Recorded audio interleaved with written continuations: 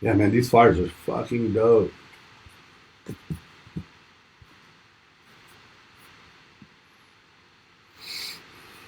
All right, so if you hit my Facebook page, Mm-hmm. you can see that On here. it'll be on there, and then Mm-hmm. you can share it out if you want. Okay. So I'll take a second and just share it out.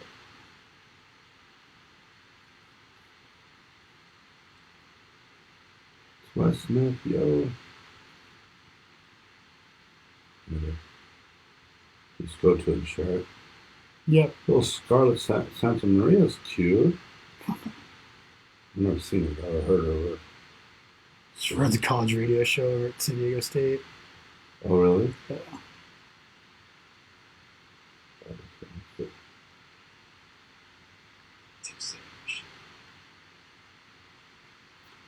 Copy link, link post, share to group, copy link. Okay. Solar.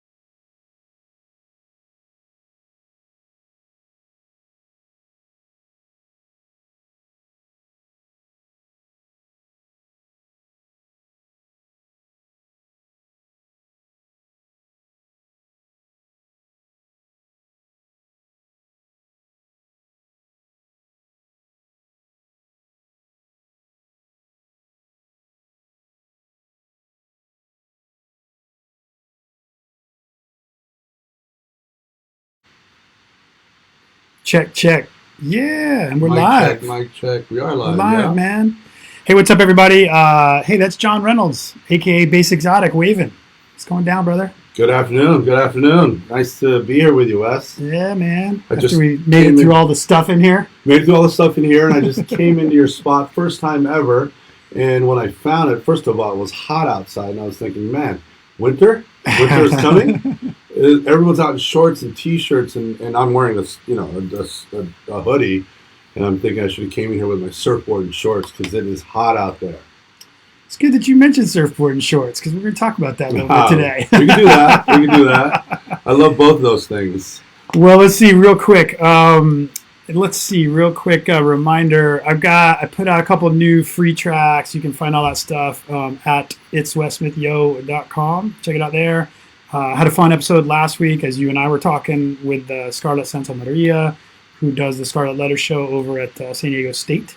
Or did I get it right? SDSU? Shit, I don't know. One of the local college radio stations. KCR. Right. KCR, man. At State? Yeah. And that was a lot of fun. Go check that out. That's published everywhere now. And what else? Well, partly you're in here because, we've been like seeing each other here, there, and everywhere in San Diego over the last couple of years. We have. Right? We've crossed paths. We played on same shows. We have. And now, speaking of same shows we're playing on, we got a massive shout out for this one coming up. Bloom. We're both blooming. Blooming, yeah. It's blooming. Yeah. Bloom. You see? NYE. Yeah. This flyer is amazing. Go buy Julia. Go buy your tickets. Go buy your tickets. Did Jason design this one? It was a Jason or one of those two. I'm not quite sure who's behind the keyboards, but it's absolutely beautiful and fantastic. Not too much going on. I love the leaves and the jungle element, the flowers. It's ravey. It's ravey, but not too ravey. But the party's kind of ravey. Party is kind of ravey, and it's like all the good parts of rave. It's the good parts of rave for sure. It's not the raves of yesteryears in the early '90s, right? But it's definitely got a rave touch to it, which I think is fantastic. I think I love it. I love the vibe, man. I love the vibe. Did you go to Thanksgiving? I love the multi-genre. Multi-genre is amazing. And the venue, the space. Did you go to Thanksgiving? Yeah. The space. You played. I did. Yeah. I think I heard you set in the techno room. Yeah, right, in the techno room. Yeah, that room was fantastic because of they finished construction and they had the elements of indoor outdoor, and I think that was something very appealing to people. Yeah. You remember that? Well, that was the first time I've been to that space. Okay. So there was the outdoor area and then maybe a vendor area inside, and then say 3 or 4 legit dance floors. Exactly. So the one I was playing in, where there was wood flooring and a little bar, and then it was the atrium. Yeah, that wood flooring in that area right there was under construction when we did our Carl Craig show. Yeah, so we couldn't. Okay. It was just 2 atriums at the time. Gotcha. But they finished that construction in time, and so the Thanksgiving people got utilized. They got the first dibs. First dibs, yeah. They christened that spot, and it was cool. It was a good vibe. It created some sort of energy in there that I think was just fun and positive. Yeah, and I mean the space definitely helps, and the people. The thing that amazed me the most about, well, at least Thanksgiving, going to that one was just like I'm always blown away at how many people there are in San Diego that are into electronic music that I have never met, and I'm not saying that in I just that's what I'm amazed at. Right. I mean, I'm not out every day and every night for sure. There's people out way more than me, but I mean, for a few years. I've been out a lot of places. Yeah, you've seen. And then you'll roll up somewhere, and it'll be like hundreds of people you've never seen any of before. Yeah, that leads to the point that I've been making recently. Like the dance community, the underground community in San Diego, as of late, is doing fantastic. There's so many people to pull from. There's so many likes, so many different genres that we can provide for people, and there's a lot of people dancing. And you know, and there's a lot of people I think that we can attribute that to from the big festivals that occur here in San Diego all the way down to the people that are doing their own local underground stuff. We're reaching to more people than we have in the last couple of years. So yeah, I think it's fantastic. I think it's fantastic. Let's pick apart this Bloom thing a little bit more, just because we've got it, and I know you and I wanted to, since we're both playing on it. Obviously, we'll be there. We'll be having a lot of fun. But man, you've got. Well, I'm gonna have Austin Speed on. I don't know. Do you know if he's doing live? I'm not quite sure. I imagine he is because I saw him live at one point, and that dude nails it. He nails live sets. It's fantastic. I mean, everybody on here slays, but for people that might be looking for, I guess I would point out Austin Speed as one of those performers where maybe you're just not into DJs kind of thing because right, and it's a New Year's party, right? A lot of people go out for New Year's that aren't clubbing all year long. Right. And so, things like that I think are cool. Out. Yeah, things like that I think are pretty cool. Joe P, of course, mainstay house music, dance classic. Mm-hmm. bass mechanic, dude. He killed it at Thanksgiving. Did he? I didn't get a chance to see him because I'm not quite sure when he was playing, but I've heard him before, and he brings it. I mean, to me, it was techno. Oh, really? I don't know. Was he in the techno? Yeah, the big dark one. Yeah. He was in kills there. it. Memorex. That dude is a musician, and he's also a great DJ. I'm not saying he's just a musician, but he's talented in all kinds of aspects of electronic music, from production to DJing, and he's got range. He's fun to listen to. You're on there, Bass Exotic. I am on there. Smaller fonts down on the bottom, but I love it. They didn't go by alphabetical order this year. They definitely didn't, because where my name is, they definitely did not go alphabetical. We would have had a switch. Yeah, I'm happy to be on this lineup, and the local people that are putting on, and the artists that are on it. I played with some. I haven't played with others. It's just nice to see that the community is working together and. This is not the full lineup. No. What we showed, I don't know if I showed the back, but go check out the full lineup at bloomnye.com, because they released the full flyer with all the 4 rooms and or the 4 music areas, call it, and how that's going to be done, as well as a bunch of other cool stuff that's going to be there, and and so you can check that out as well as buy tickets there. DJ Ideal on there. That dude, I've had him on here before, but he's a hardworking guy, man. Hardworking guy, and he gets out there to all the festivals, to all the big concerts, and so on and so forth. He's running his radio show. He's super talented, super energetic behind the decks. Do you know the name of his radio show? I was on. It's like Mix in the Mix, something like that. I mean, it's not the most unique name, so it's kind of hard to remember. It's like in the mix on whatever. I think that's it, FM radio, with like 3 X's, I think. Totally, something like that. Yeah. He's been doing that for I think over a year and doing well. Yeah, he gets some crazy lead people for the main. Some headliners. The one I did with him was Laid Back Luke was the lead dude. So they're always someone dude. He's Laid Back Luke. People know him. You think? Dude, Mark Quirk. I heard him speaking. Well, Mark and Matthew Bryan's the one that he does. I mean, I know who he is. Looking at him, but he's AC Lounge all the time. Matthew Bryan. House Music Fridays, right? He's in charge of House Music Friday. He nails it. He's consistent and good energy. I love listening to him. I don't get to listen to him enough because I just don't get out as much as I'd like. Yeah, but because you're doing your own shit. Because I'm doing my own shit. There's a career that I have, and I got to go to the gym every now and then and play soccer. What do you know about Mark Quirk? Mark Quirk, it's interesting enough. I've known him back in the early '90s, and by knowing him, I've heard of his OG. name. Totally OG. He's just super skillful, and he's been in the game for a long time. I'm not quite sure exactly how long, but I put him in there in the game as long as DJ Dan, like Farina. Yeah, for sure. So I heard him at the House Music Fridays. I think it was his birthday. Yeah. Heard him there a while back, and maybe somewhere within the last year, but more towards a year back. And I was blown away. He's got such a vinyl collection that when I listened to him play, and it was all vinyl. It's super just nostalgic and great on so many levels. He's the man. He's the man. And the man, Simply Jeff. Return Jeff. To the rave, bro. Right, exactly. I don't know much about him. Back in the days, I didn't. Do you remember him from back in the day? I don't. To be quite honest. Where were you? I know you have your early rave days. A break. We'll talk about it, and then your later rave days. Well, in the early '90s, I was in the game for a little bit down here, throwing events, getting records from ACNS Records, and there was house music. Oh, there was Till the Cows Come Home and Geraldine's, which was the big events. Okay. There's also was it Play School? You were in Southern, LA or San Diego? San Diego. Okay. So I was kind of around during that time, but then I fell off the map. He's a Long Beach guy. Is he? I'm pretty sure Long Beach is his area. It's somewhere south of LA. Yeah. LA County somewhere. He did a remix. I remember a long time ago when we were putting out vinyl. Yeah. Way back, dude. He did a remix for us, and that's when I was on the East Coast.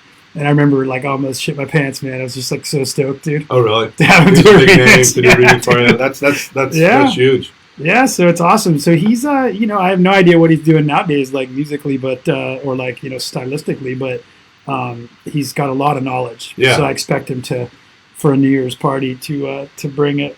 And into Hoodie, which I guess Julia and Jason, and maybe they're the main Into Hoodie peeps, right? Like, yeah, I think that's yeah. them. I think that's those are the label bosses. Yeah, because they've been throwing parties a long time, so they know what's up. I don't know much about.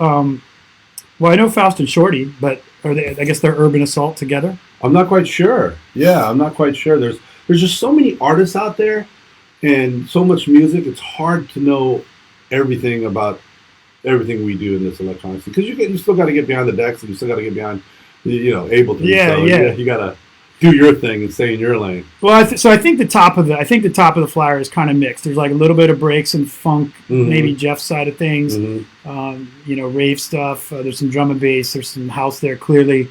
So those are probably like the headliners in these big in the respective rooms, which is awesome. But it should be a fun party, dude. Should be a fun party. I think the energy is off to a right start. I mean, coming off their Thanksgiving and the location of the space and the experience the space can provide.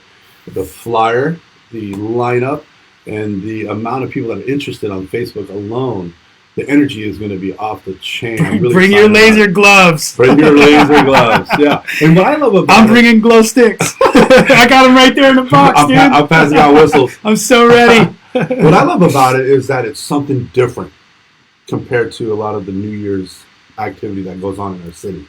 Right? Yeah, if you want your New Year's to be different but club oriented, this is the kind of spot to be. One stop shop. Yeah, because Omni is going to be the same as it always is, regardless of which is awesome. The great venue, great sound, but it's not going to be any different. You know what I'm saying, right? Basement, all those, which I like all those places certain times, but It's going to be amazing. I'm stoked that we're part of it. All right, cool, man. Well, we're going to move on to talk a little bit about you, man. But hang out and talk. Yeah. But that was, check it out one more time, bloommye.com. You got Enter the Tech, the crew's throwing it, Enter the Tech, Into Hoodie, Mind Fruit, all great longtime supporters of Underground, San Diego, Southern California. Yeah. Cool. Longest pre-roll ever on the Variety ShYo. Switch. Did I even say it was Variety ShYo episode 71? I don't think you did. I don't think I did, dude. Might be the first time I didn't give the number right in the beginning. We got into it. People be like, dude, my fault. I'll take that. People be like, what is this, an infomercial, bro? Right. This is on Bloom. All right, dude. Your history. Let's do it. Throw it out there, man. Oh, my history. It's a little kind of switchbacky. It's here, it's there. Just in the early 90s and in my teens, I started DJing on vinyl. Loved it. I remember... I still remember my first Techniques turntable, but I was doing house and techno, hip house, hip hop, scratching. And that was in the late 80s, early 90s, DJing for break dancers and so on and so forth. And then at some point... Did you ever break dance? I did, yeah. I break danced, I skateboarded, I BMX. Oh. Wasn't good at any of it, but I did enough to where people like, yeah, let's take them, let's keep them. Did you ever see Lee Reynolds out there on the course? I have not. That dude is amazing, right? I should have got more photos, but his photos and everything he's done, he's published, so he's done. Oh yeah, big time, big time sponsored. Yeah, I think that was like career number one for him. Mm-hmm. Yeah. But to jump forward in my career, in 2012, I went to Burning Man, and I was trying to figure out what Burning Man was all about. Never heard about it, and I thought that I could give back by way of music, and ran across some equipment on Craigslist, I think it is, and bought it. And I said, well, I'm not doing anything other than surfing. Friendster was dead by that time. Exactly. And then got the equipment, went to Burning Man, and played some music for my small little camp, and did terrible. Did absolutely terrible. I was terrible. I was just rediscovering. You clear the floor, or was there nobody there? Not that I cleared the floor. It was a little bit more eclectic music than what I was providing. All right. I'd say what I was providing is a little bit more mainstream, but I was crawling at that time, and quickly started walking and got into the more underground house and techno music, which was what was moving me and is moving me. And what you're doing today, yeah? What am I doing today? No, I mean, the house and techno is that's your vibe today. That's for sure, my vibe, right? Yeah, that kind of European house and techno, groovy techno. That's my vibe. That's what moves me. Yeah. So parties you're throwing, you got a list of them, dude. I didn't realize it was so many. I do have a list. Yeah, we've got some events. It's under our Soulwork label. We have Eden, which is our summer day party. and that's been going well. It's kind of it's a day party. It's got kind of a Burning Man vibe / European. I got a good picture of that one. Yeah, that was our shot last, from somewhere. That was our last party with Hoj on the Porto Vista rooftop, and the community came out strong for that Awesome. one. They really liked him, and it worked out well for us. With Cole Vassallo and Evlo hanging out, Cole and Evlo, the inseparable duo. Yeah, that's Shane or PJ. I don't know. Those boys are twins, and I can't tell them apart. But yeah, look at those beautiful people. That's right.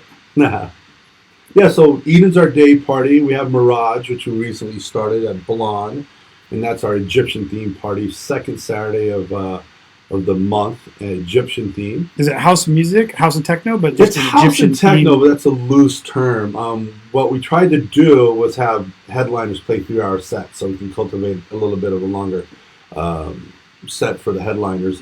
And what we're Cheers to that, dude. Yeah, Listen up, promoters. Like let it breathe. Let whoever you feel is your main attraction have a little room to Give 'em a breathe. shot. Yeah, because an hour set, it's an hour set. That's all I'll say about that. But to give someone time to breathe and to grow and to create flow and to create that connection with the crowd, Yep. is fantastic. But the crowd needs to be open to that as well. Yeah. Yeah. You can't just be waiting for the drop. So it's a good flow. That's Mirage, and that's been going fairly well. We'll start back up in January. And I think I don't even know who we have. I think it's one of our local residents of Soulwork.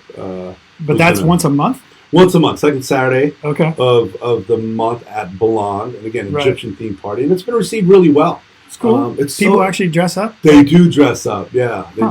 do. Women do a fantastic job of dressing up. I think they just have more options, and they like to look cute. And They know how to dress up, They dude. know how to dress up, right? I just put on. Come a on, look shirt. at us, bro. Yeah, We're yeah, here. yeah. Look at us. This is the top half of us. I can see the bottom half of us. It's horrible. Right. I picked this up over here. I picked that up over there. I hope this works. Elastic pants, dirty Exactly. Vans. Yeah, the Mirage is our party. We'll be doing 12 shows this year at Blonde, and again 3-hour set. And then we have Sin, which is our Halloween event, but we're also maybe thinking about turning that into a Valentine's. Well, that's a one-off thing. One-off for sure. Mm-hmm. And what else is going on? Winter Sun. Winter Sun's our day party. We did 1 year of it, and it was well. I love day parties. As you get a little bit older. Where was that one at? It was at Blonde. Oh, We okay. opened up the garage doors, the bay doors, and we blared music. And it started at 2 in the afternoon. It went to 2 in the morning. Yeah. And That space is actually totally different when they open it up. I went to a Hawaiian theme party there once. it's a different vibe. Yeah. It's a different vibe, and I love it. During the day, yeah. It's a great vibe. But that's our day party. We're trying to get that going. We put it on hold because we're collaborating with a House Ourselves and Flatline for our day party on New Year's Day. I'm familiar with House to Ourselves, but Flatline is a crew or Yeah, they're both crews, and yeah, you're putting me on the spot because I don't know exactly who's on. less on the crew. spot than I put myself. I have no idea. Yeah. There's just so many people, so many crews. But the guys that are doing House Ourselves is Jake Lateef. They do a lot of the events. Jake, Shane, Matt Kim. They do a lot of the events at on the rooftop at Spin, Right. and also the Well, they're doing main stuff in the nighttime now too. They do, yeah. Yeah. They've been nailing it. The pictures look fun. Yeah, they've been nailing. They've been doing good. They got a lot of great energy and good followers in the community.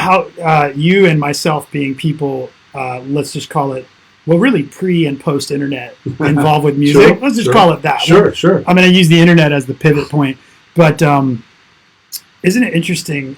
I every time I see these crowd shots, I keep thinking to myself, like, the parties aren't really any bigger than they were before, let's say pre-internet or Sure. pre-smartphone. Okay.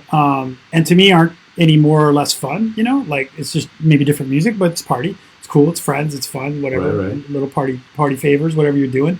But it's really funny, isn't it? That we collectively, and I do it some too, but that we as the music community really bug out on a good crowd shot.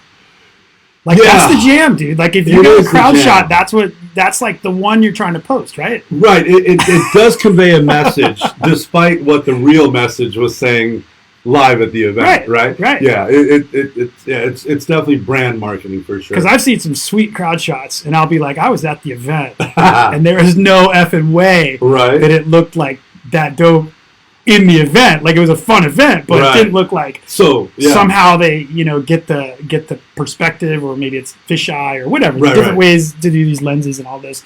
Good photographer, man. Good photographer, right? Big difference. Some of the people out there, Diva Hamad and Yeah. Daryl Alonzo, who work with us, they do great jobs. They do great shots. There's other photographers out there for other crews. I just don't know them, but yeah, thank God for them on those days. Yeah. Man, that's pretty funny. What's up? You had mentioned a little bit about church, and was that a party you were doing? Or Yeah, church was something I started along with Sebastian Soto, who does Divinity and Church now. Okay. And then Memo was part of that for a minute, if I remember correctly. Yeah, so that was just a Sunday night gig at AC Lounge, a little techno-ish. I don't know how long they've been going on for now, but it's been a few years for sure. And it's just one of those things that we started, and I couldn't do it anymore. I had other things that was going on and wanted to do, and Sebastian Soto and those guys picked it up. There's a couple. I thought I saw it advertised a few times, or not advertised, but whatever, Promoted. the event promoted Yeah. online and stuff. It's something to do on Sunday, and they've had some good nights, especially when it's a 3-day weekend or there's a Sunday event that's going off and people aren't done and they're not ready to go home. They cruise over to AC Lounge, and AC Lounge is a nice bar. You've been there. Oh yeah. It's a beautiful bar. It's clean, and that's where Matthew Bryan does his House Music Fridays. Yeah, but I started church with those guys, and I'm proud to have that affiliation with them. That's cool. Yeah. What about speaking of that? Like, as we have these beautiful die cut flyers here, I'm curious what you think about. Like, I like the flyer. Do you think like it's purely generational, the flyers, or people also like, oh, that's cool? That's an interesting question. I would say it's somewhat generational, but maybe it's a longing for the past for some of these people, because there was the flyers back in the days, and I had a shoebox of them. They were fantastic. Yeah. You just didn't know what to expect. The next flyer was just as amazing as the last flyer. Bunch of different shapes, different cutouts, different impersonations or interpretations. You see it crazy, of like right? Wheaties box and so on and so forth, right? Yeah. And the trifolds. So this lends to that kind of ravey feel that we were just talking about earlier. For our label, we definitely go a whole different direction. It's You mean, okay. There's nothing wrong with that. No. I like it. I'm not. I love it. I think it's great. And in fact, I think it was what it didn't shock me, but I thought it was cool. They did it was like, if you're going to do an actual physical flyer, do the die cut. Yeah, for sure. Right? Because that pretty much is like that's the thing you can't do with digital. Exactly. Right? No matter what, you can't. Yeah, we do don't a die do it. cut on your phone. Right? Yeah, we don't do it. Yeah, for sure, we don't do it. In fact, it doesn't even look good on a phone or on social media when you do the die cut. So they obviously have the other flyers. You have to have the frame still. Yeah. It's definitely there's generational and a longing for the past, I'd say. Yeah, well, that's cool. But I wonder if like the I don't even want to use the word millennial, but let's just say, I don't know, whatever, college age kids. Sure. If they're like, if that's interesting or not, or if it's just all digital in Yeah. terms of the promotion. Well, it's got to be interesting to say the least, but it's also connecting because of the parties that we've been to. These kids that do come to these events, I would classify a little bit more, if I had to classify, a little bit more ravey. I've never even thought until just now, like I didn't really think about, do like Basement, Omnia, those places do like any kind of paper flyer? They must. They probably have people hand things out downtown. Yeah, I haven't been downtown Like for tourist type. so long. I'm not quite sure. I'd say they should. You gotta have people out there They flipping got it, paper. yeah. At least on the weekend. At least a rectangular, small a little Vegas style. Yeah, like exactly. that. Yeah, where they're flicking it at you like they do in Vegas, right? Yeah. What else on the parties you got? I know it's like you mentioned, like 5 years going down on that. We hit all the different events. One thing I'm curious about with all the different events, I know some of them are monthly, some of them are one-off, like once a year. Some of them you're not doing anymore. But I'm curious, do you find it difficult to have people know, like from one to the other, that it's kind of all still soul work or still the same, branding vibe? Yeah, that's a tough question because, on one hand, you want to, we've been going at it for about 5, this will be our 5th year coming in the 2019 season. So we're constantly trying to figure out what we should do next and what direction we should go to. It's been told to me that, we're doing well. We've done it long enough to where we could do less parties and just do the right parties. Okay. So we're definitely considering that direction. And with Blonde, with us doing Mirage at Blonde and interjecting our label once a month there, we'll still have some sort of label relevance out in the community. Yeah. So when we do our bigger parties, people have that association. Oh, that's Soulwork. They do Mirage. Now they're doing XYZ party, and they have that association. It's difficult. Because what do you do for like a I just went through this with some of my own stuff, and obviously you can tell this room has got a lot going on. So, but I always end up coming back to basically Juice as the label and, my name as the artist. That's kind of, to highlight that. Yeah. And I don't know, you have a website at all? We do. How do you centralize it? Like, is it soulwork.com website or soulworkus.com? Yeah, okay. We have an email list. We have all the other social media. We try to stay relevant in all that regards.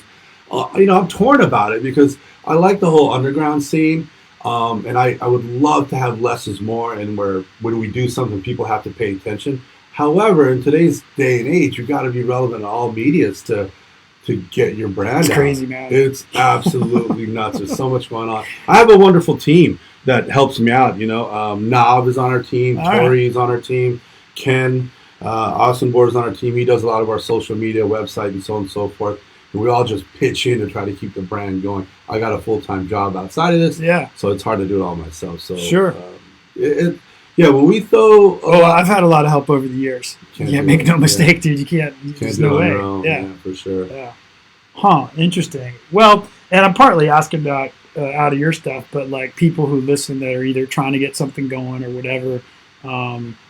It's tough when you get like multiple brands going. Mm-hmm. Sometimes for me, like I've tried it a few times and it just feels like it starts to become a little overwhelming to try to keep enough attention on the different and then I start asking myself, well, wait a minute, is this kind of like, why am I putting another brand on this? Because I don't want people to associate it directly with me or directly with Juice, the label, or what. Right. So I don't know. At least right now I quit. I actually just sort of stopped doing side brands and just was like, okay, let's just go down the middle. Yeah, when you start, you try to figure that out and what would get your brand out, and then you try to go to these different parties, different unique events, and costume themes, and so on and so forth. And then at some point, as you move along, you do come to that conclusion: should I just call it Soulwork and then throw the headliners on there, or do I call it an event name to give people some sort of direction? I'm stuck in the middle of that. We're stuck in the middle of that at the moment. So we can't leave it to just Soulwork parties at the moment, although we're heading in that direction to where I think we can in the near future and eliminate the event, so to speak. But, we started with Eden, and people know us for our day party. So Eden's a big name. And well, like United by Bass is one of the local, good promoters that it's always funny to me because, like, I'm just looking for United by Bass shit online. Right. Like, because that's what's in my head now. Right. And then they'll do a We Love Bass or the SD Union, which I understand where that came from, its roots and whatever. Right. But then there's been crossover where like a We Love Bass will have drum and bass, which used to be exclusively SD Union, at least from my perspective as a party goer, not paying attention to the rest of the stuff, the promotion, whatever, just let me get a ticket to an event. I would associate SD Union strictly with drum and bass. Right. And not United by Bass. Right. But now it's all United Bass does house and techno. And they got house and techno going, which is cool. Well, maybe it's a rite of passage for all of us trying to make something happen. I guess. Right? Maybe you throw shit out, see what works, and then claw back. See what gets people into the events. I'm like, okay, this works, and then you eliminate the other type of events and go with what works. Because from my outsider perspective with your stuff, like if I was just looking at everything, I'd be like, oh, Soulwork is the name that is subconsciously in my brain. Right. Who knows why? Could just be because the word soul and work are maybe a little more common than some of the others. I don't know. Yeah. Like Mirage or whatever, but maybe I'll take a closer look at that in the years to come, sooner than later, and just see if we can pull it off with just the brand. We did Soulwork and had Carl Craig headline in it, and it worked. But that was because of Carl Craig, not so much Soulwork, if you ask me. Yeah. But it's all good. Well, and like with the United by Bass squad, like I think the United by Bass name, that just, you don't even have to really be into music to understand what that means. Yeah. I think what I mean? if you dig some of the underground stuff, you'll know that's a bunch of bunch of electronic music. Let's carve into Burning Man days a little bit, because I know that's going back a little bit. Is this picture? I didn't put it up yet, but is that a Burning Man photo? That is. Is that as well? Yeah, that is. That's at Breakfast of Champions last year at New Year's Day with my daughter Zoe. I'm gonna put that up there. Yeah, we went up there for Breakfast of Champions, and I went up there for research because I wanted to see what the hell they were doing. Amazing. Amazing. Like I said, I love day parties. Just probably at that age where day parties are more my thing. Just throwing an event all night long is a whole different energy level. So day parties are beautiful. Went up there, had a great time, and that's kind of where my Winter Sun idea came from. All right. So I'm kind of biting off them a little bit, and now there's a few day parties going on New Year's Day. They changed it up this year. They got it's combined now. It's like and they're going to be at Great Northern. Yeah, it's combined, different venue, and I think what was the other one party? It's a New Day was already at their party. Yeah. So it's a New Day and Breakfast of Champions, and thousands of people. Can you imagine trying to deal with the lineups from all the respective squads? Because you don't have any more hours. Right.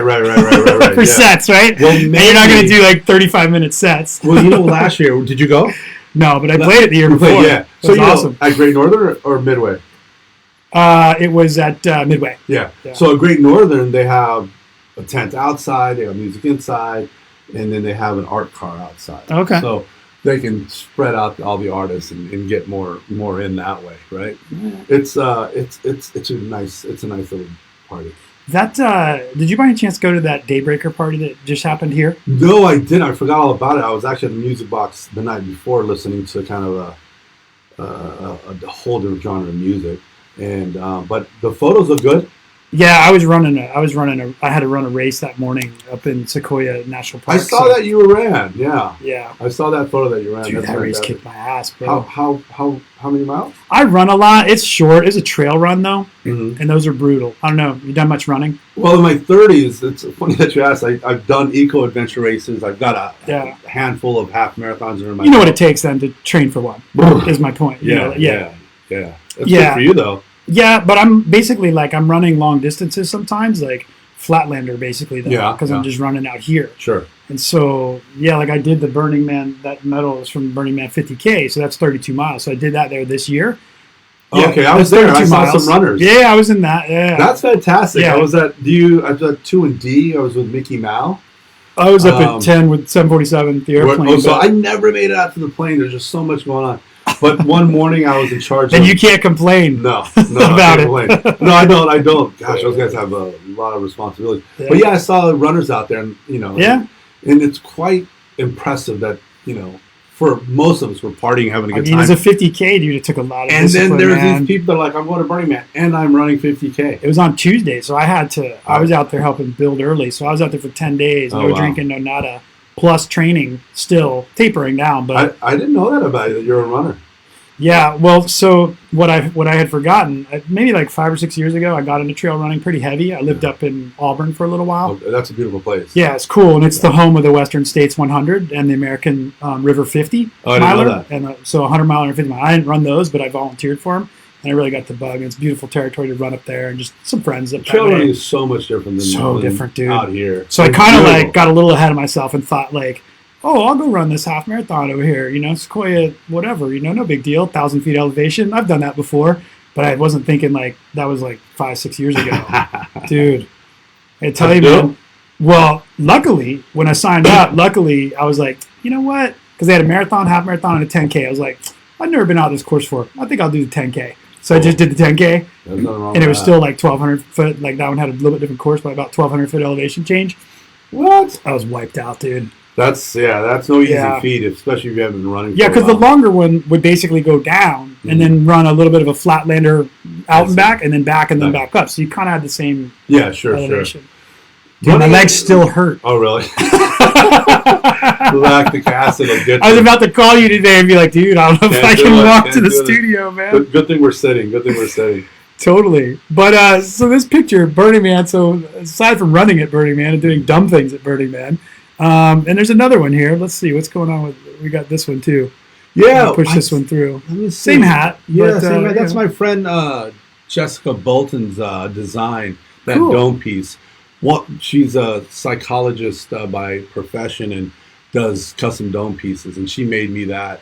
Oh, dude, I years have a ago. business card of hers. She's super dope. Yeah, she does really well and great hats. And she just looked at me and then decided, hey, this is the kind of hat you should have, and kind of said, here's a gift. Cool, man. And it worked. Do you know?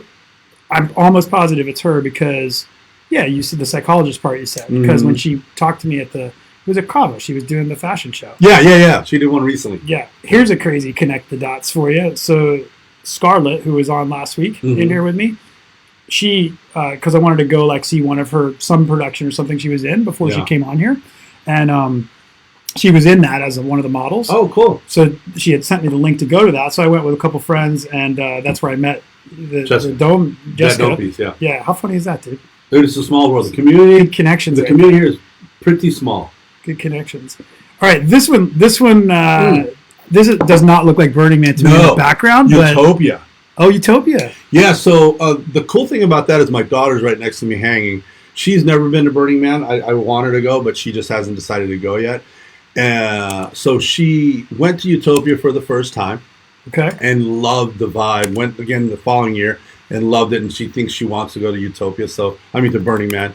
And the other cool thing about that picture is Chris Herrera. Everyone here in the community knows Chris Herrera. He's quite involved with the music scene. That was his first Burning Man-like event. At Utopia. At Utopia. Okay. So he got to play, got to hang out, and so it was good to share that first experience with him there. And if he ever does make it to Burning Man, it's gonna blow his mind. Oh yeah. How many times have you been to Burning Man? 4. All right. 4. I've been 5. Oh, that's fantastic. Yeah, I went this past year, and that was my best burn thus far.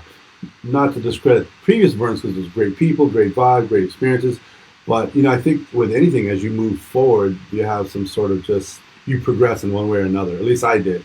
Yeah. And my time was efficient. I didn't rage too much. I got sleep, but I still had such a wonderful time. Yeah. And my campmates that I was part of this year for the first time was beautiful. So, but you went this year? I went this year, yeah. Okay, right, because that's where you would have seen me running if I was running there. Yeah, that's awesome. Well, it's I think I might have to take a break this year. If I did 5 in a row. Yeah, 5 in a row. That's so tough. I've done every other year for the most part. I think the first 2 years I went. Yeah, every other year. And it's a good thing. I mean, Burning Man takes a lot out of you. It's a lot of energy, a lot of preparation. Yeah, big time. Lots of work. And what would you tell somebody? I would say probably 80% of the people that have come on here have not been to a regional or to Burning Man. And do you think they should go to a regional first, or just jump right in and do the big dog? To be honest with you, let me see. When I found out about Burning Man, I went in 2012 and I found out about Burning Man. I didn't even know anything about it. I found out about it with a coworker of mine who was a little bit more avant-garde in the kind of party scene. Okay. So he knew about Burning Man. But what I know about Burning Man now, and what I would say in regards to your question, is, man, it's a tough one. I think because the regional burns, they're fantastic, but I don't think you can appreciate it the way you would if you've gone to Burning Man first. Because the people that go to the regional burns, predominantly, a lot of them have been to the burn. Yeah. And it's a chance to reconnect, chance to get that Burning Man vibe where you contribute, you're part of the community, you're open-minded, you're loving, you're open arms. I don't know that you can get that at a regional burn first as much as you would if you went the other direction. Yeah. Because that's a really good point. Because if I think back to my first one, and I had great people that got me to go and got me into it, did some music. But yeah, I definitely remember. It doesn't take long to kind of forget where you were when you went to your first burn. Yeah. But I definitely remember, like, all the hugs, all the everything, the amount of sort of openness and all that was new to me. Yeah, among music circles with people that, well, there's a lot of people fucked up too, but but 24/7, I guess, is my point, right? Like, everyone might be out partying at night, but during the day, there's a lot of people that are just hanging out, normal stuff, building shit. And when you go for the first time at the burn, you're not ready. You could prepare and read. At least for me and the people that I've known subsequently who've gone to the first time, you over-prepared. Oh, I did, totally. You got so much food, so much this, so much that, and then you're like, you don't need all this. And then as you get proficient and you collaborate with your teammates or your campmates, you start kind of weeding out things you don't need, and you can survive on less food. You can survive on less, living. You dial it in, dude. You dial it in. Yeah. Yeah. Like I took my whole life in like not my camping stuff, but food wise, like I took it all in these 2 Yeti coolers this year. Right. And I got that pretty dialed in now to where it's like super compact, and I pre-prep the meals and vacuum pack them and freeze them. Yeah. Things like that. Just, because when you go the first year, you're like, oh, this is intense. I got to survive. Yeah. I need more than this amount of water. And then the goal to it subsequent years is like, okay, I just need this much. And I'm going to try to bring in as much as I need and be out of stuff towards the end of the week, so you're not hauling it back out. Yeah. Right? Because people are sharing drinks, people are sharing food. You're not getting your stuff like you thought you would. Yeah, everybody tells you like the quote to me from people was, the desert's trying to kill you. Yeah. And I was like, so I prepared for that, because I was already like I would say a basic camper. Sure. A little bit beyond an urban camper, but not like a boondock, mountain camper kind of guy. But so I was like, oh, that's cool, have my stuff, this and that. But yeah, but it flew by, man. You become efficient so fast, dude. It flew by. It goes by quick, and that's when people always say, I can only hang out there for 3 days or a couple of days. I'm like, good luck with that. You get out there, that long drive, that long trek, and you're only there for a couple of days.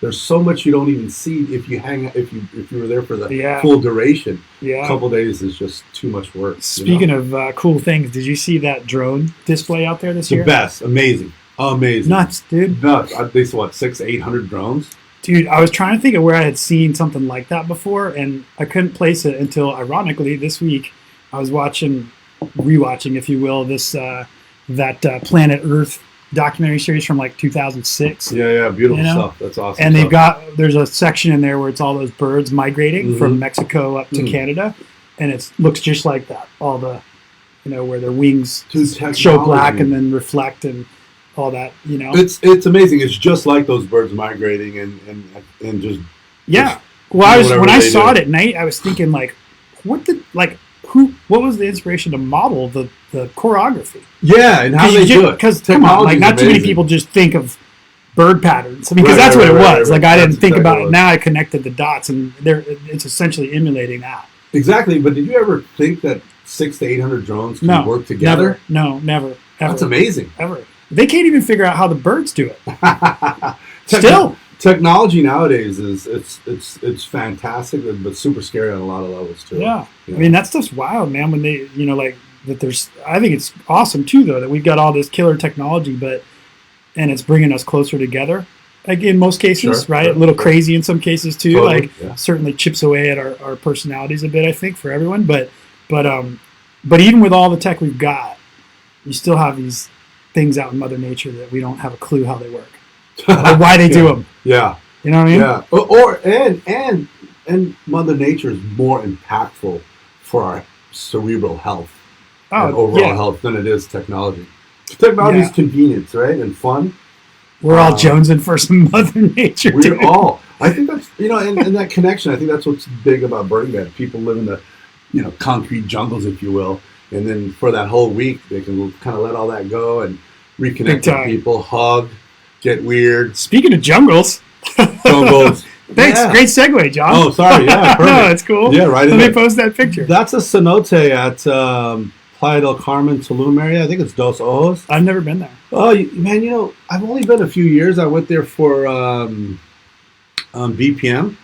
And as you may know, BPM has now in Portugal. But I was there for a couple of years. I went there for 2 years in a row. I'm going back in January for day 0 in Tulum. So I've never really partied in Tulum. I partied at Playa del Carmen, and it's tropical. Okay. And I like that, right? Get to escape our winter season here because it's so cold. So they have day 0. It's just I don't exactly know how long, but Tulum, dude, we sound like such goofballs saying it's cold here. I know, right? Yeah, you're from the East Coast. I can't stand it. We get acclimated. It's not our fault. I hate it. Oh, it's too cold. It's 50 and it's cold, right? Yeah.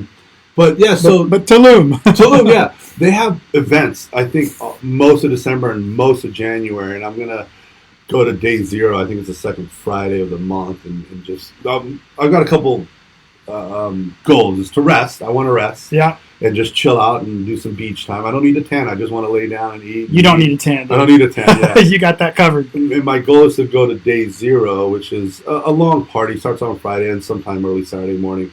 And the rest of I'm going for 5-6 days. Rest of the time I just want to relax and chill because so busy doing events here and so busy with work and so on and so forth. I just want to kind of reset. What time of year is that one? January coming up. Oh, coming up. Yeah, coming up. I won't be able to miss that one. But I am going to be in Guadalajara for a month. Guadalajara? I'm going to, I've got a good friend. A good friend lives there. Nice. He's been there about 3 years now. Music related or just vacation? I kind of sort of met him through music, but he's not into music. He's into tequila and other stuff like that. He did some marketing stuff for me for a while, website work, things like that for music. Yeah, I'm actually going to go there and work on my Spanish language skills, which are not great. So, but I'm going to go do like an immersion thing there. I think that's fantastic. I like 4 weeks. I'm going to go do You're that. going to do it?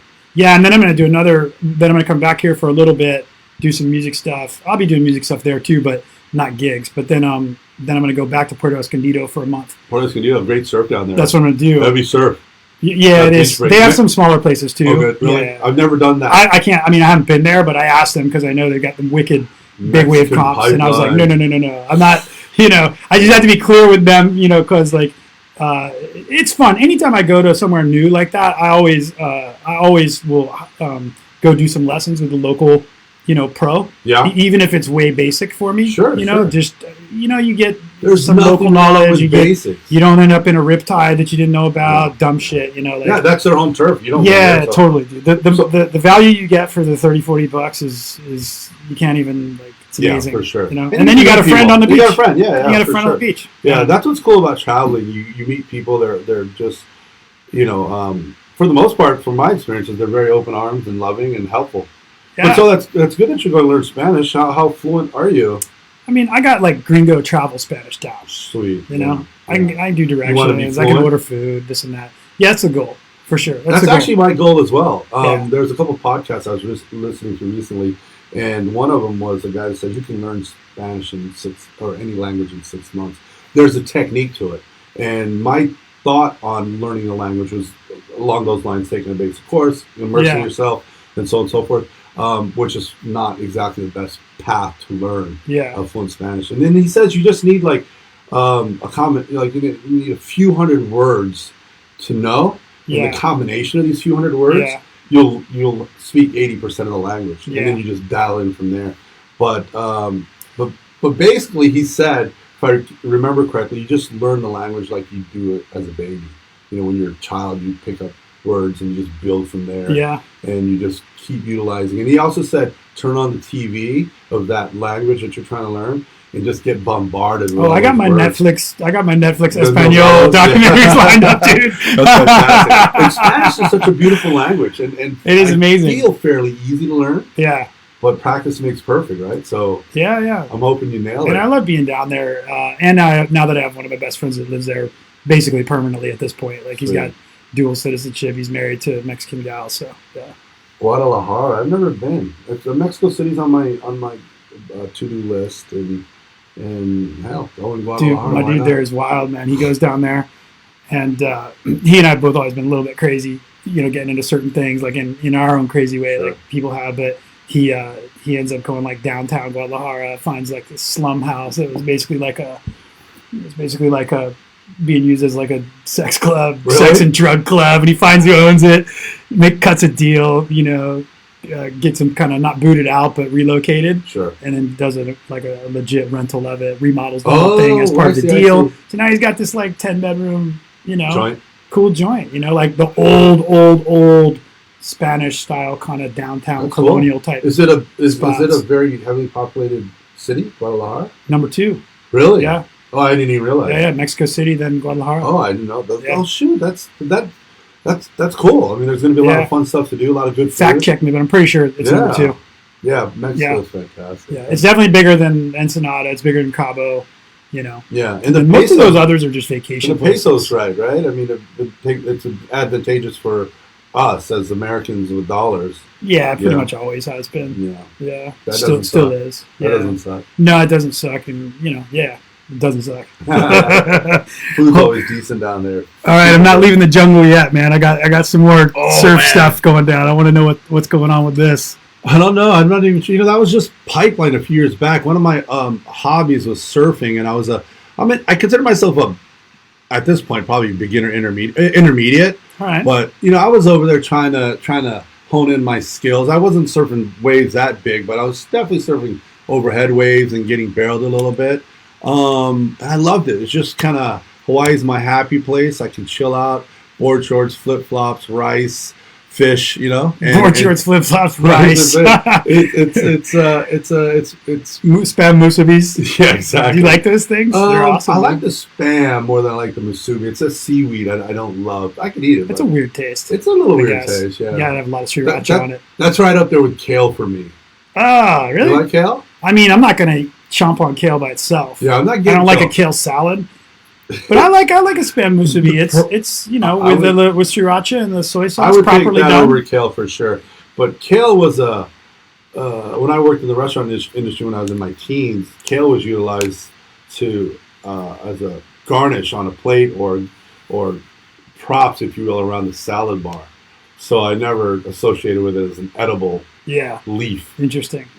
But yeah, that's Hawaii. I love it. I have a surfboard in Wailua underneath my buddy's house. It's there, ready for use. It's got a lot of dust at this point. Dude, did you see that video of Kelly Slater yesterday or the day before he fell off the board and got back on? Yeah. That was that pipeline, I believe it was. It was. Yeah. That's what made me think of it, yeah. His board stuck in the pocket, so he must have had it on his knee or something. He clearly fell off. Like you can see very clearly, like nosedive falling off, basically. Yeah, so he's going to make surfing boring. You got to surf and bodyboard next to your board in order to get back on. You can get back on, yeah. Yeah, and then like social media land went crazy because they gave him like a 3.7 or something for it. And then I don't know if and because there was all this debate about him not completing the wave, and everyone's like, "What the fuck do you mean he complete the wave, dude? He did more than just surf." Yeah, exactly. So I think he took a combination of bodyboarding, boogie boarding, surfing, rolled it all up into one, right? Yeah. Kelly Slater roll. Good for that guy, right? Yeah, he's awesome. He's got a great attitude, great vibe, super humble. I each time I see once a month I see something that's interesting for him that it's across my desk or whatever, and it's like I'll have kind of like I'll think like in social media terms real quick, like maybe like it's this or that, or that's a funny meme, whatever, right. And then I think to myself, dude, that guy has won 11 titles, bro. 11 titles. Like what other athlete in any sport has won 11 titles? Like maybe some UFC guys have defended the belt. Yeah, no, like I'm not George St. Pierre. I don't know if you're a UFC guy. But I very minimal. Anderson Silva. George St. Pierre. Maybe they defended 9-10 times. Yeah, those guys. I'm not quite sure how many times they defended their title, but they're definitely household names.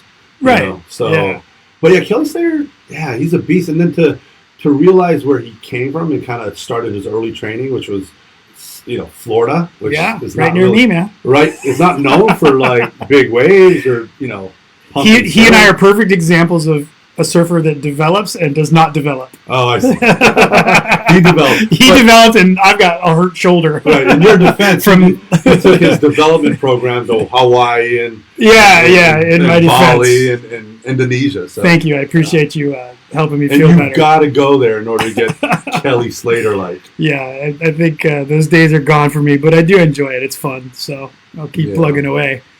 All right, dude, we're going to the Wayback Machine now. Oh, wow. What is that, yellow and green filter? That's not a filter I put on. This is pre-filter, kids. Pre-filter, kids. Yeah, I'm not even sure who I was standing next to. It said Guam, I think. Yeah, my father was in the service and grew up a little, here and there all over the world. And I was in Guam, an island in the Pacific, small island in the Pacific somewhere. Where is it by? I don't even remember. But yeah, surrounded by water, a little bit of surf, a lot of snorkeling. Those were the days because, well, hell, I wasn't paying bills. Yeah. I was just playing, and that's actually my early days. Like that. Yeah, there I am. Yeah. Look at that. That's awesome, dude. Look at the photos, then and compared to now. Just the quality. It's not super bad, but no, it's definitely much better. That's my friend Luke. He was kind of a mentor to me, kind of a big kid. He was a young kid in the military, but he hung out with my dad, and super cool guy. And I haven't seen him in a long time, but just one of those kids that young at heart, but was in the service. Yeah. Yeah. Wow, geez, loved it there. I had to give you the Wayback Machine. That was way. How many back. years were you there? Well, my father was there for 5 years, so I started DJing back then. That's when I was DJing for breakdancers, what else was I doing? Playing football. Yeah, played a lot of sports. I'm still a sports junkie. Yeah, in the sense of playing, I'm still pretty active playing. I don't follow a lot of sports, but does any of that like childhood stuff shape your music today, or you think it's kind of just different? That's very interesting. I mean, we grew up with what we grew up with, and back in the days it was hip hop and the early days of Grandmaster Flash and all those guys, right? Yeah. So I love all that stuff, and that's part of my reason that I love breakbeat so much, because it combines those elements of hip hop, if you will, and I love playing it. I don't play enough of it. And when I hear the old school riffs, you probably shouldn't. I probably should. I leave that I shouldn't even do it, dude. It's got a thing, It's got a thing, yeah. And but getting that old school riffs and hooks and choruses, peppering it in there every now and then brings back nostalgia for me. Yeah. Like that Rave Flyer. Yeah, exactly. Yeah. Yeah, I think mine seeps through. I mean, the electro stuff, like, it seeps through probably in anything, whether I play or make, even if it's breaks or not. Just there's certain sounds that catch your ear. Yeah. And you kind of like, sometimes I have to stop myself and be like, yeah, I probably shouldn't use that this time. Like I've had 5 songs with rave stabs in them this year, maybe I should lay off and go find something new. I get you. Less is more, and because we love it so much, it's hard. You have to control yourself. Yeah, totally. Because it's awesome for you, but it may not transcribe into awesome for the general masses. Yeah, totally. Oh, speaking of which, dude, we never speaking of music making, we didn't even talk about your stuff, dude. You've made some tracks. You got some jams out there. I have. I'm a little bit quiet on it because I'm not embarrassed per se, but trying to figure out my sound, trying to figure out the direction. I've got 3 tracks. One called Heartbeat that's out with Tribe Out West and their label. And then I got a track called Respirations and one called Phantom. Both that I've had studio help with, but I equally love. I don't get to play it because I play in a whole different flow, different direction, but it's in my arsenal. Maybe one day I will be able to play it once I have that opportunity and see how it does. I've done it. I've played it once or twice. It was well received. People that listen to it at the house love it. Yeah. They're not signed. I'm trying to figure out exactly. I want to put more production experience under my belt and then start reaching out to people who can sign. But Soulwork, there's already some music under Soulwork, the label? No. Is that right or no? It's not a record label. We haven't gone in that direction. More a brand label. More a brand label. Gotcha. I misunderstood that before, but now that makes sense. Yeah, roll with it, dude. It's a tight label. Just got to do it. Yeah, just got to do it. That's what it boils down to. Just do it. Whatever you think about the music or what do you think will happen, chances are it won't. What have you found to be good resources online for learning? What's worked for you? Because of my busy schedule and throwing events, I'm learning production. I'm learning Ableton. Yeah. And there's Point Blank, there's Udemy, there's all kinds of academics out there, along with free stuff on YouTube. Yeah. And I just had to figure out how I could learn and the best way I could utilize Ableton and learn Ableton. So I'm currently just taking some online courses through Udemy. Cool. Right now, just to plug them for people who are interested in learning whatever exists out there in the production world, Udemy.com has $15, $19, $20 courses. They have crazy stuff, dude. I like their thing. I use them for music and other stuff. Oh, fantastic! Yeah. I just did a 2018 kind of recap of training the guides that I liked, because people ask me a lot, how to go learn. Yeah. There's obviously learning music, which I can't. I don't play live instruments. I can't play a live, that kind of thing. I've never trained like that. Well, some piano, not totally true, but piano is pretty core in learning any music. But outside of that and music theory, which even Udemy has, if that's how you say that, they've got courses along the spectrum. All of it. Focused on electronic music, other things. They've got a whole academics. It goes beyond music production. Oh yeah. And I've used them for other stuff actually before music stuff, which is how I found them. Really? Like web design, graphic design, because I do a lot of that myself, or have to work with people and just like to speak their language so that we have a little bit quicker collaboration together. Yeah, courses are fantastic. I'm learning a lot. I'm glad I did it. The price is right now. They dropped, the original prices are $100, $200 and they're now down to $15, $20. Yeah. So I bought a whole bunch of stuff. Cool. Now you got to find time to watch them all. Yeah. And work through the exactly. the Well, I'm pretty lessons and motivated. examples. So I've already knocked off mixing in Ableton, how to make a mixtape, and I'm halfway through the Ableton 1. Where'd you find the course for the DJing with Ableton, basically how to make a on mixtape? Udemy. Oh, it was there. Yeah. And then I just picked up one on mastering. Okay, yeah. I just want to know the concept of it and what's out there, and then one on DJing with MIDIs and Ableton push and stuff like that. Right. Yeah, like, it's overwhelming. like performing with it. Yeah, yeah. It's like a language. You just got to get in there, learn the basics, and build. So I just got this new iPad, the big 12-inch. Oh, you did? Yeah, because you can use it for Well, I had a push for a long time, like. Oh wow! So you can see this is an app called Touchable. It's like Touchable Pro, the paid version. But anyway, it basically is essentially the layout of a push controller, and it direct links through the through, I forget what these are called now, whatever this type of thing is, but it's got to be plugged in. It doesn't go over Wi-Fi, which is good because it needs to be responsive. But anyway, it basically does the same thing. It's essentially makes your iPad either a keyboard traditional, and you can scroll up and down octaves or set the range of octaves, or it does like the 8x8 layout of like a push or machine or these others. I've never used a machine in those, just push. I've got a machine. I'm learning. Okay. There's so much equipment out there, and that leads me to another question. And then looking around your studio there, you like equipment as well. I do, I do, but honestly, I mean, like the 1200s, dude, those haven't been used in 5 years. I just, for whatever reason, can't get rid of them. Is that because you like gear and you keep up with gear, or no? It's just those pieces I've had for a good while. Yeah, and they're the ones that I've not given up. Right, is probably a better way to put it. The 1200s? No, well, yeah, that included the 1200s, the Moog, all the 3 Moogs that are there. They're all relevant. These pedals and stuff. Yeah, I mean, some of them are relevant. Some of them are 20 years old, dude. They don't. Yeah. They're totally fine.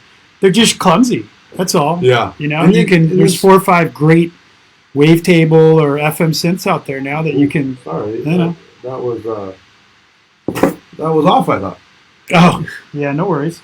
Yeah. But anyway, it then becomes a room issue, and where can you put up, and what should you hook up? Yeah, I love it too. I'm always looking at equipment. But at some point, you got to settle back. This pile of controllers, dude. Oh, look at all that. Oh, geez. I'm selling all that. That's all the way back to some of it's DJ and some of it's I've got for a making music. But I bought a couple of my friends that Mini. So remember the old Twitch controller? No, I don't. Where's it? Like way down there. Yeah, I don't want to pull it out from under there, but yeah, it was the first like attempt at like super simple Serato Scratch Live. Oh, really? Yeah, it was like Serato Twitch. Yeah. They don't make it anymore. Well, so they did it to try to have like a garage band equivalent of DJing. Oh, I see. Total single console, small, no dials, no rotaries, like just finger strips. It was interesting. Yeah, see, I got 20 years of missing in my life from the music and electronics, and so I missed a lot of that equipment. Back when I stopped. Good. You still have money. I developed a career. I got a career where that I can afford some equipment now. Yeah, but I always look at the books and check out the equipment that I think I want to learn, want to add to the arsenal. Yeah, dude. How are you for time? You got to buzz out of here, don't you? Let me see. No, I think I got It's like 1:15. Yeah, let me see. Yeah, 1:30 or 1:40. I think we could wrap up around then. I mean, we're pretty close either way. What else we want to talk about? I don't know, dude. We cover a lot of ground, man. Dude, it's in my mind I was anticipating moving a little quicker than I usually do because of I knew you had to go at some point. You didn't. You don't think we did? I think we covered a lot of topics. Oh no, totally did. 100%, man. Good. Anything else about you or about me and just soul work and all that? No, soul work. We just want to keep rolling as best as we can. We want to get bigger artists and create a better experience for people that come and support us. Yeah. We have that mantra, sexy, sultry house techno. So we want to keep our events, somewhat, I don't know, sexy, pretty, clean, and everyone has their own niche in the market, right? Everyone that we know here that are doing well and doing things have their own niche in the market, right? Like these flyers appeal to a certain group of people. Yeah. And our label also appeals to a certain group of people, but that doesn't mean we can't all be inclusive. Oh, not at all, man. Yeah, like so, it's just the clothes we wear, right? It's not just the clothes we wear. It doesn't mean your attitude or your Yeah. Necessarily. We're just going to keep moving forward. We're going to try to. We may be heading out east in March or April, I forget, to the Miami Music Conference. Yep. One of the artists that we booked wants to bring our label out there, so that's kind of the cool. big thing that's going on. We're just in talks. Hopefully that'll come, roll through for us and get a little bit more brand. You been out there before? For that time? No, I haven't. For the music conference? I was supposed to go to Art Basel just early in the year, but earlier in the month, but I canceled my trip. And so hopefully I'll go out there and be part of the show, and the label will be part of the show, and kind of just keep growing. Our Burning Man group, Mickey Mouse from Miami and New York, we're collaborating with them. Is that the Burning Man camp name? Yeah, they're called Mickey Beach. The group's called Mickey Beach. Mickey Beach. Like we're play on Nikki Beach. I guess. Kind of? I guess Probably. So. Yeah. We were right next to, not too far from Carl Cox's camp. Burning Man this year. Oh, we had some big artists, and the people in the community, the Mickey Beach community, are super, super cool, and they welcomed us with open arms. They had great events. They had great artists that rolled through. I was pretty fortunate to be part of their camp, and I want to bring them out this year for a fundraiser and keep going. Nice. Camp. So that's cool. That. We had Diplo at our camp this year, which is pretty funny, dude. Yeah. Which camp were you? He's a trip, dude. Big Imagination is the camp, but it's the one with the 747 is more people associated. Oh, sure. You're part of that camp? Yeah. Last 2 years. Yeah. Oh, I didn't realize you're part of that camp. That is I helped big build the plane. Project. Yeah, I helped assemble it on premise, on playa. Yeah, you didn't help bring it out. No, I didn't do much with that during the year. No, I was pretty specialized, like moving crew. Although some of the guys on the build team, guys and gals on the build team, did also help with the move because the plane was originally bought at the Mojave Air and Spaceport. Right. And I went out there I think twice, not a lot. There was definitely people that went out there a bunch more to help during the year. Right. Wow. To help cut it, do all the fabrication.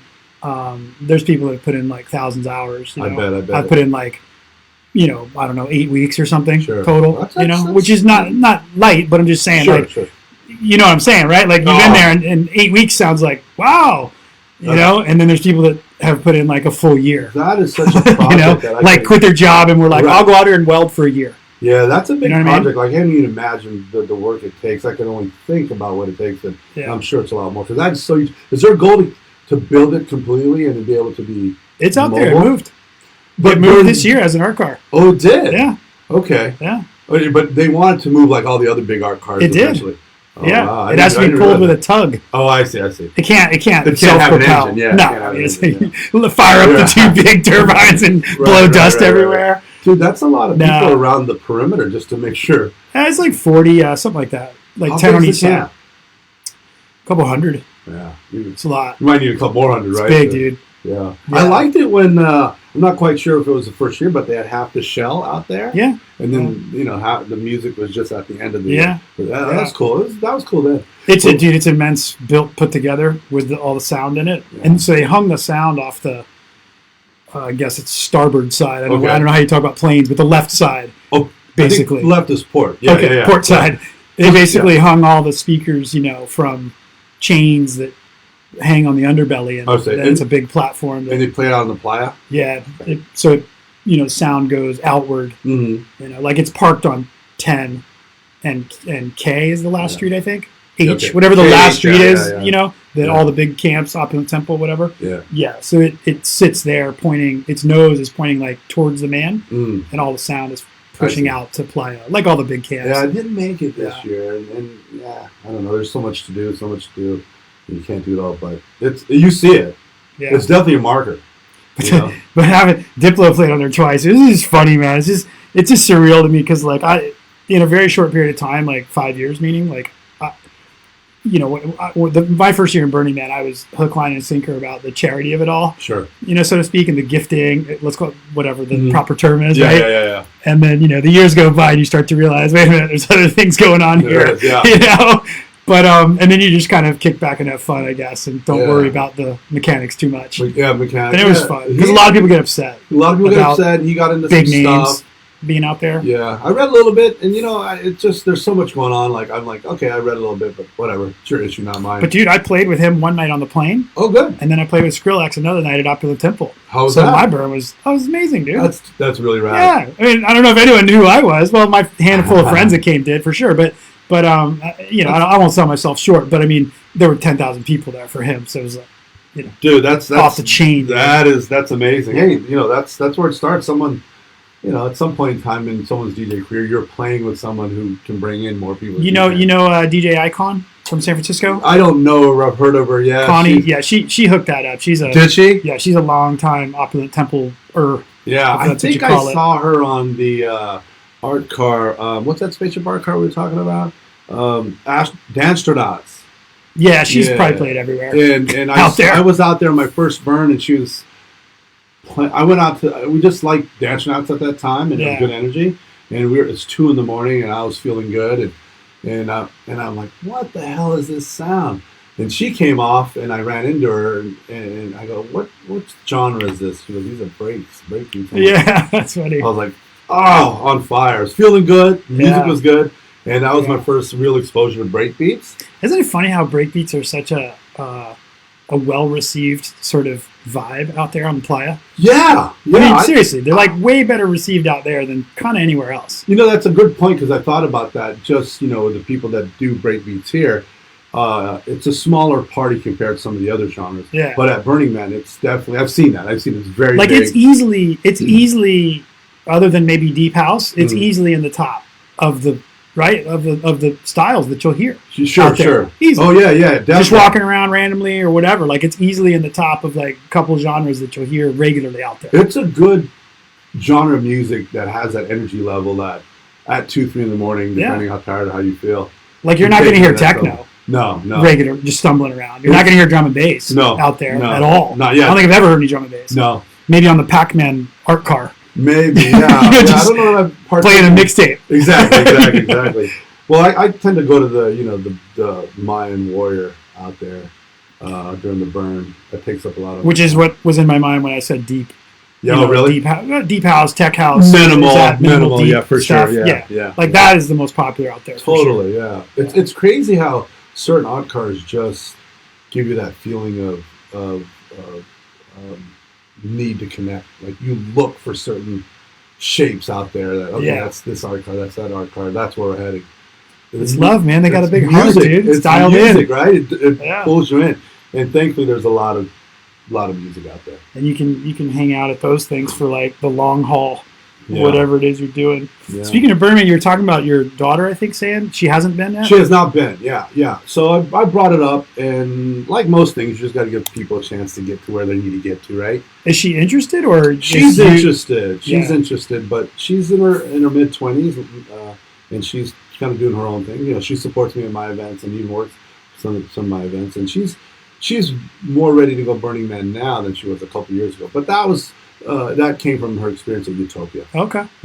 That's cool. It's a lot of I work. was curious. I'm always curious how people, because you see some kids out there every now and then, maybe young teenagers, and I'm always curious how what the process is for parents making the decision to be like, that's cool. It's a tricky thing. It definitely would need to be discussed. I mean, my quick opinion on it is small kids who, have responsible parents. I think it's great. They can have a great time. It's like a big playground. Yeah, they're not really computing like the drugs and partying. Exactly. And all that. Naked people. That's maybe the worst it might get from my position.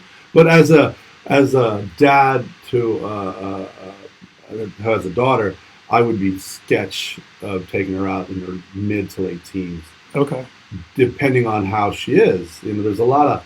It's not the place you want someone to sneak out the window, tricky. bro. It can be tricky, I mean, Burning Man is a sliver of the community for that week, and in that sliver of community, there's anything and everything out there, and everyone's at free reign. So, you got to protect your loved ones. You don't want to be the small percentage that fell in the hole. Exactly, because it happens every year. It happens every year. Yeah, you hear about it. And, So be careful, but it's a great experience for families. That's cool. Yeah, I mean, I've talked to some people that are like completely opposed to it, and I just Really? think to myself like, I mean, I don't have any kids, but I think to myself like, I think I'd be all right with it. You Yeah. know, just maybe you got to be a little bit of a helicopter parent, a little bit. Sure, Make sure you're guided, kind of I think guiding from the distance, but pretty closely because Yeah, they're of the gonna- weirdness that can go on out there. Yeah, kids are going to model you. So if you're a crappy parent, they're going to be crappy kids. Yeah. And if you're responsible and you do good things, they're going to do the same thing. When you think about like all the culture of consent and this and that and those kinds of things, that's what crosses my mind. Like probably first because there are people out there that will be like, "Oh, I got consent." Yeah, dude, but they're 15 years old. Yeah, I've heard. You know what I I've mean? heard. Like, It's tricky. that's different, Yeah. bro. It doesn't apply to Yeah. someone that can't process like Disneyland versus Exactly. the real world. There's always a loose term of a loose interpretations of what should be done and shouldn't be done. Yeah. Yeah, good thing for me and in my community, we don't have too many of those that I know of that think that way. I've heard very few problems here in San Diego, and most, particularly speaking about the ladies, most of them that I've spoken to are pretty happy with this community Good. versus other places they've been. Certainly some issues, Yeah. but not as much as they've described to me Well, with that's other good. places, That's which good. is good. Same And I'm here. always asking like, how do we, outside of physicality issues, just how does the San Diego scene promote or not hold down, Yeah.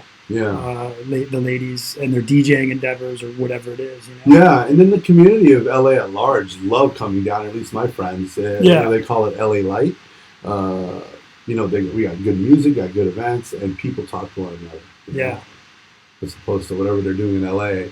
So we're friendlier. As opposed, We're friendlier, and we're not holding women back, I guess. Yeah. Well, yeah. I mean, I've always like tried to figure out the best way to say it. It's like on one hand, it's like should I be aware of as a dumb white dude, should I be aware of something to help promote or be aware of something to just not hold back, right? Like where it's not like it's not up to me for sure, but sometimes you can do things where you don't realize they're impacting others.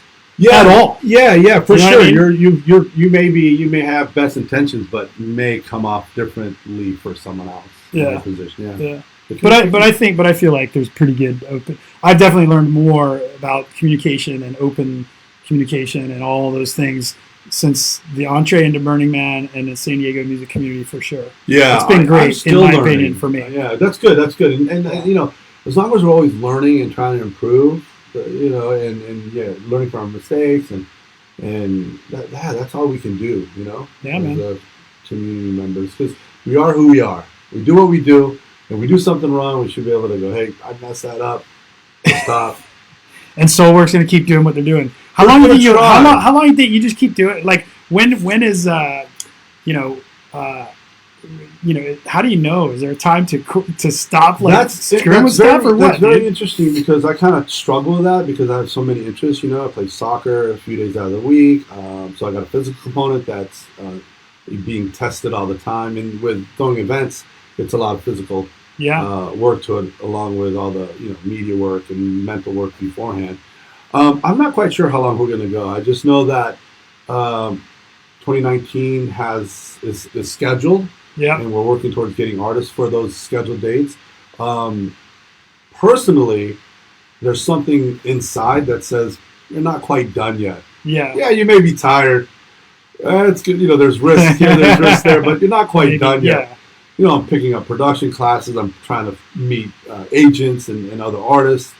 So there's something internally that just hasn't turned off yet. That's probably a testament to me being gone for so long. I've been gone for 20 years, and I'm back into, got back into the music scene in 2012. So it's only been 5 years per se, although there's been a lot of work. There's been some ups, downs, there's been some profits, there's been some losses. But right now, we'll tackle 2019, and 2020 will work itself out once we get there. Yeah, it's like I've got releases planned for 2019, things like that. So I don't ever really think about. I do ask myself every now and then, like, is that like the best thing to be doing? Right. Like a particular thing. Like sure. I'll is that the best thing to be doing with my time?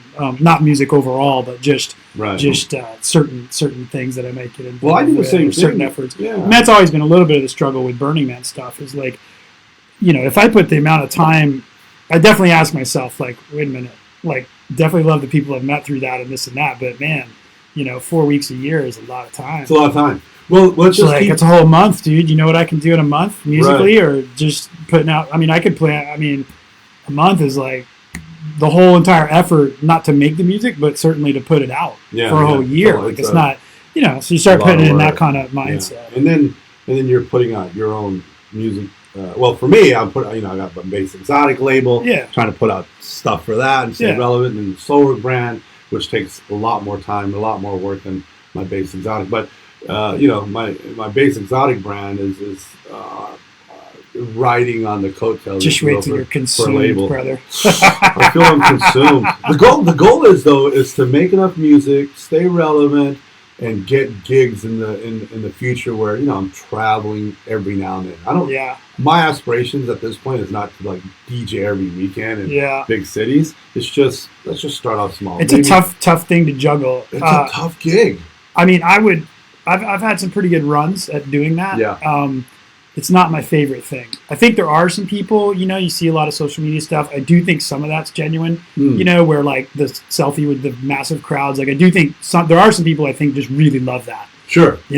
I think probably the majority of it, not so much. Right. It's a really tough type of thing to do. Yeah, my goal would and the be, money can be great, but it's only great so long. Sure, most of it. If you don't like it, like that, I'm talking that 2-day-a-week grind, sometimes more, different places, all the travel.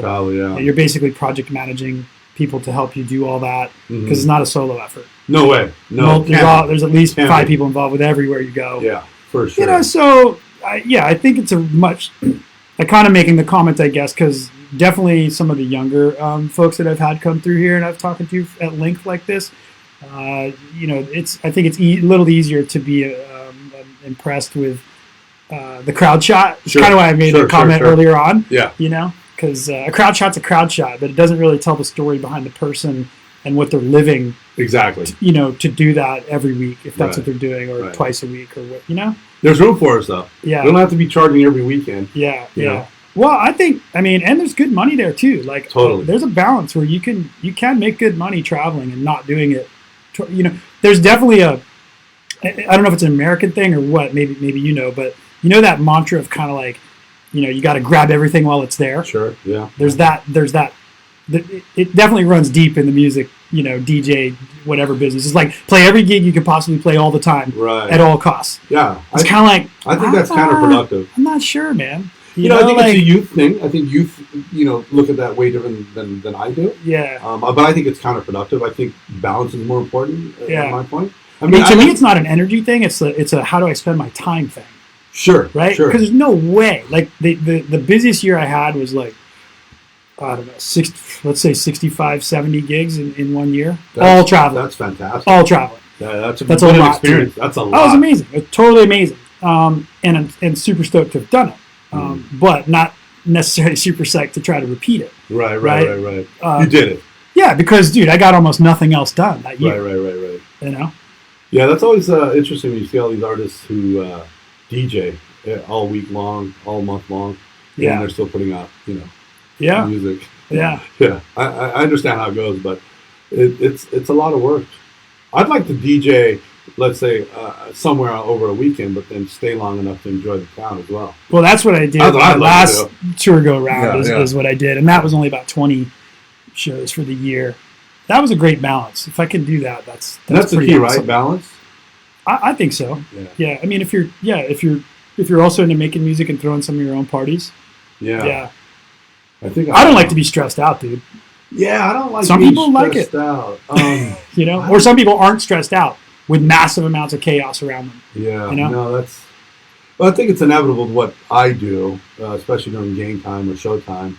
But I think I try to manage it as best I can. My team members might say I could do a better job. Yeah.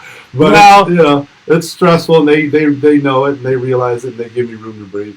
Yeah, and some of the stuff I think that people see. I mean, I have a little bit of factual knowledge, but not as much as I would like to. I'm certainly not an authority on it, but some of the stuff that the younger Gen sees, or people just getting into it, for example, enamored with the big, crowd stuff. It's like they're not getting paid. Like, they have another problem. A lot of those, guys and gals doing that level of tour have a different problem.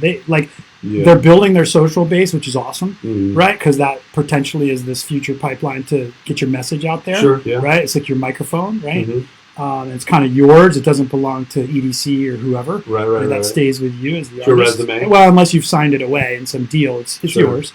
Your $250,000 followers on this or that. That's kind of stuff I'm talking about. So, but they have a different problem, which is that, they're not really bringing all that much money home. Right. Even on a $10,000 gig, like, that's not going in their pocket. Right. There's like probably 10 people feeding off that. It's divvied up. There's probably 10 people feeding off that, if not more.